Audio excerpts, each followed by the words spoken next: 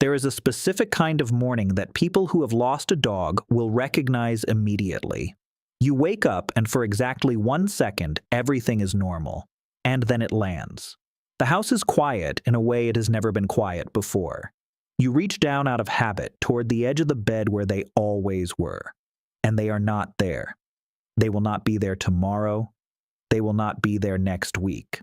And something in your chest does something that does not have a clean name. Something that feels, if you are honest about it, almost exactly like grief. Real grief. The kind you were not sure you were allowed to feel over an animal. And then someone says it. A friend, a colleague, a well-meaning family member trying to help. They say the words that make it worse. It was just a dog. And some part of you, through the pain, wants to explain to them that no, it was not just a dog. It was never just a dog. And science, it turns out, is entirely on your side. Start with what is actually happening in your brain when you lose a dog, because the answer is not sentimental. It is neurological, and it is far more serious than most people are told. Your brain does not file your dog under the category of animal or pet or possession. It does not even file it clearly under the category of non-human. Over years of daily contact, shared routine, physical closeness, and emotional exchange, your brain files your dog under something much closer to family. The same attachment circuitry, the same bonding hormones, the same neural networks that process your closest human relationships are activated regularly and powerfully by your relationship with your dog. Which means that when your dog dies, your brain does not experience the loss of a pet. It experiences the loss of an attachment figure. And the grief that follows is not a misfire. It is exactly the response your nervous system was designed to produce when someone in your inner circle is gone. The research on this is more specific than most people know. In 2019, a team of researchers led by Jessica Oliva published findings in the journal Human-Animal Interaction Bulletin showing that the grief experienced after the loss of a dog matched or exceeded the grief reported after the loss of human relationships in a significant percentage of participants, not in a minority of unusually attached owners, in the majority. A separate study by University of Hawaii psychologist Barbara King, whose book on animal grief has become one of the most cited works in the field, found that companion animal loss consistently produced symptoms matching the clinical criteria for bereavement, including disrupted sleep, appetite loss, difficulty concentrating, emotional numbness, and intrusive thoughts. These are not the symptoms of someone being oversensitive about an animal. These are the symptoms of a brain processing the loss of a primary attachment relationship. The pain is not proportionate to the category label you give the animal. It is proportionate to the actual depth of the bond. And the bond between a human and a dog, built over years of daily life, is one of the deepest attachment bonds the human nervous system is capable of forming with any living thing. To understand why that bond is so deep, you have to go back. Much further back than the dog you lost. Back to the beginning of the relationship between humans and dogs. Because that beginning is far stranger and far more intimate than most people realize. Dogs did not begin as pets. They did not begin as companions in the modern sense. They began as something more essential than that. Around 15,000 years ago, possibly earlier, the wolves living on the edges of human settlements began a process that has no real parallel in the natural world. They began, gradually and over generations, to choose proximity to humans. Not because humans fed them initially, not because humans domesticated them in any deliberate top-down sense, but because the wolves, with slightly less fear of humans, with slightly more tolerance for human presence, had access to the margins of human campsites where discarded bones and scraps accumulated. They ate better, they survived better, they reproduced more, and their offspring, already slightly more comfortable around humans than their parents, repeated the process. Natural selection was running an experiment in domestication, and the subject of the experiment chose to participate. What emerged over thousands of generations of this process was not simply a tamer wolf. It was something genuinely new. A creature whose entire neurological and behavioral system had been reshaped by proximity to humans in ways that go far beyond physical domestication. A researcher named Brian Hare at Duke University spent years studying canine cognition and published findings that changed how scientists understand the human-dog relationship fundamentally. His research showed that dogs have developed a capacity for reading human social cues, particularly human gaze and pointing gestures, that exceeds the same capacity in chimpanzees. Our closest genetic relatives, animals that share over 98% of our DNA, cannot do what dogs can do.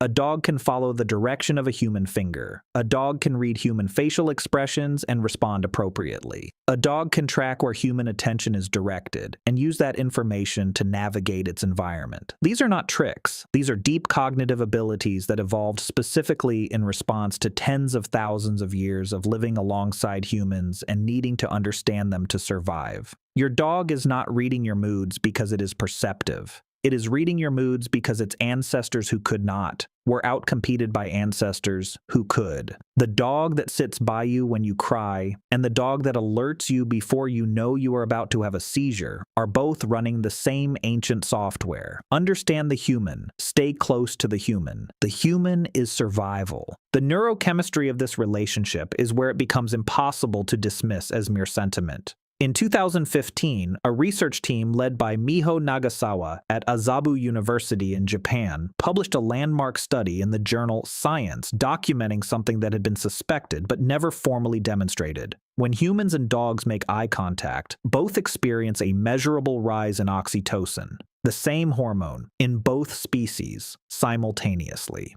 Oxytocin is the neurochemical most closely associated with social bonding, trust, and attachment in mammals. It rises when a mother looks at her infant. It rises when two people in love gaze at each other. And it rises in both the human and the dog when the two of you simply look at each other across a room. Your dog is not just living in your home. Your dog is, neurochemically speaking, in a mutual bonding relationship with you that activates the same biological systems as your most intimate human connections. This is not metaphor. This is measurable chemistry running in both bodies at the same time, building the same kind of bond through the same mechanism every single day you spend together. Layer on top of that the structure of daily life with a dog, and you begin to understand what is actually lost when they die. Your dog was woven into the texture of your day at a level of granularity that almost no human relationship matches. Dogs do not have schedules, they do not have competing obligations, they do not cancel plans. Every morning, your dog was there. Every evening, your dog was there. Walks at the same time, feeding at the same time, the same greeting when you came home, every single time, regardless of how the day had gone. Psychologist John Archer at the University of Central Lancashire, who has studied pet bereavement for over 2 decades, describes this as the routine embeddedness of pet relationships. The degree to which an animal is woven into the daily behavioral fabric of a person's life is one of the strongest predictors of grief severity when that animal dies.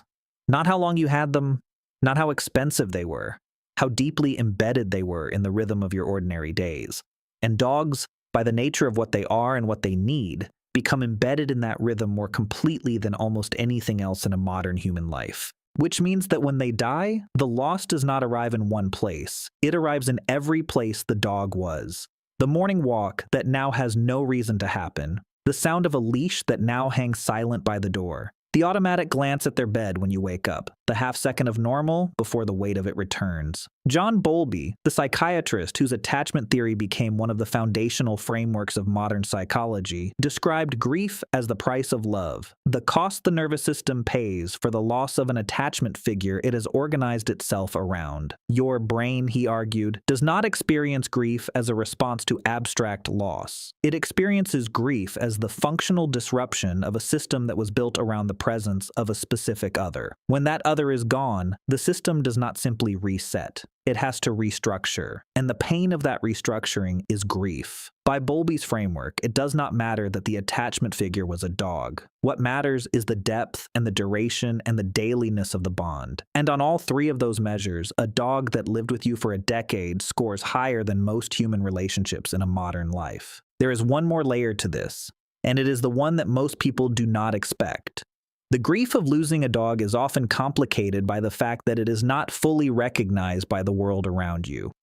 Bereavement leave does not typically include pets. Grief counselors are not usually called.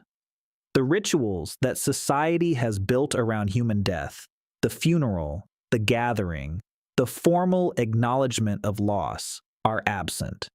You are expected to be sad for a day or two and then return to normal.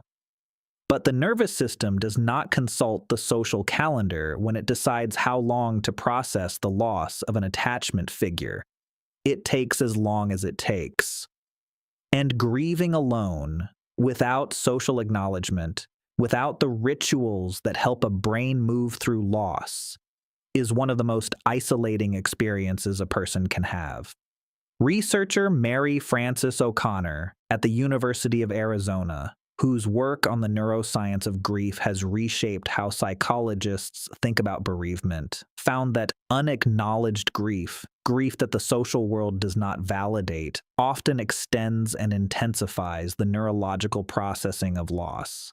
The pain of losing a dog is real. The lack of permission to fully grieve it can make that pain significantly harder to move through.